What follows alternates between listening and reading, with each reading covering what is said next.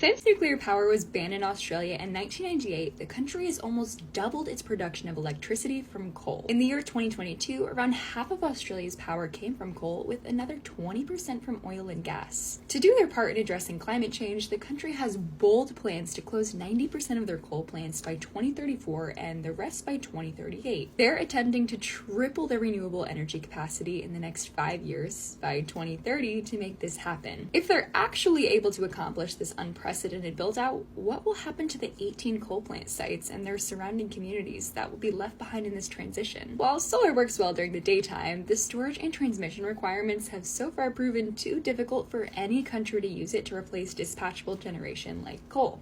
Instead of gambling on an unproven strategy, Australia could repower these old coal plant sites with nuclear plants, each of which can produce clean energy around the clock for 80 or more years. A 2022 U.S. Department of Energy study found that 80% of coal power plants in the U.S. can be converted directly into nuclear plants, as they already have much of the infrastructure that's needed. This includes things like a grid connection, access to cooling water, and an experienced workforce, many of whom can be retrained for a job in nuclear. Converting a job from coal to nuclear means a higher salary, less exposure to airborne toxins and particulate matter, and a shift from one of the most dangerous jobs in the energy sector to the safest. Sure, the plants would take longer to build than solar, but like any other large infrastructure project, a lasting investment takes time. Building up nuclear can also help Australia gain energy independence, as the country is home to 1/3 of global uranium resources. Australia's current plans to go solar rely heavily on the Asian supply chain, with around 90% of panels coming from China. It's worth mentioning that investigations into the Chinese solar supply chain have discovered they're using slave labor of ethnic Uyghurs. But